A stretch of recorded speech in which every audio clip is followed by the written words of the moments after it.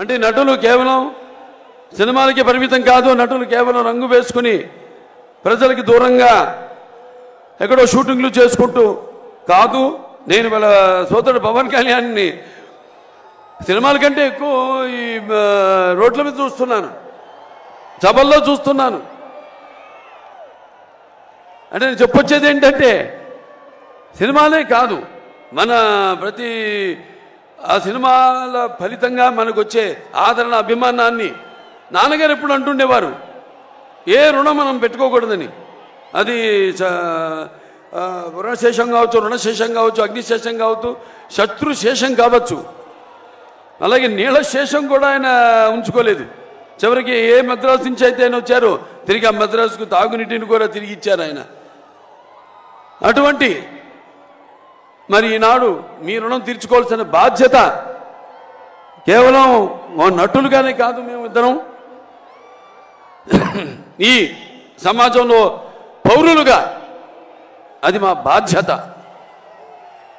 అని తెలియజేయడానికి మరి ఆనాడు సోదరుడు పవన్ కళ్యాణ్ గారు పార్టీని స్థాపించారు. జనసేన పార్టీని ఎన్నో ఏళ్ల క్రితం 2014లో 2008లో 14 అప్పటి నుంచి కూడా ఆయన పోరాటం కొనసాగిస్తూనే ఉన్నారు.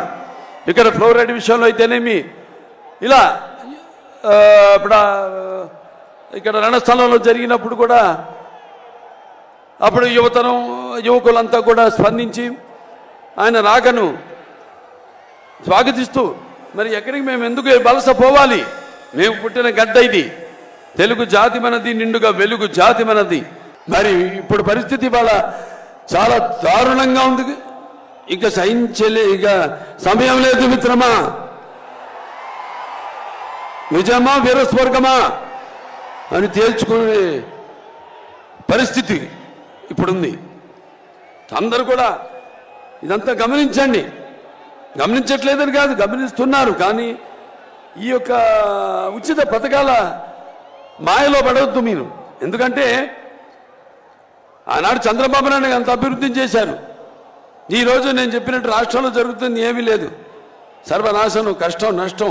అది విద్యలో కానివ్వండి, వైద్యంలో కానివ్వండి, లేకపోతే గుడిలో కానివ్వండి, బడిలో కానివ్వండి, అన్ని విధాలుగా అన్ని రకాలుగా ఈ రాష్ట్రాన్ని సర్వనాశనం చేస్తున్నాడు ఈ సైకో.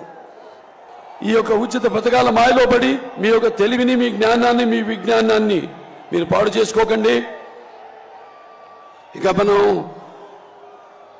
భయపడాల్సిన పని లేదు.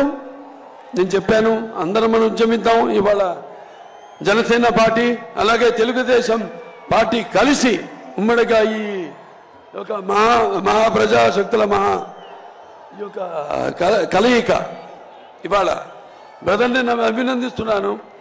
ఆయనకి నాకు చాలా స్వరూపాలు ఉన్నాయి. ఆయన ముక్కుసూటి మనిషి, నేను ముక్కుసూటి మనిషి. ఏమన్నా కూడా కుండ బద్దల్లో కొట్టేటట్టు మాట్లాడే స్వభావం అది. ఎంతకైనా తెగిస్తాం ఇక ముందు.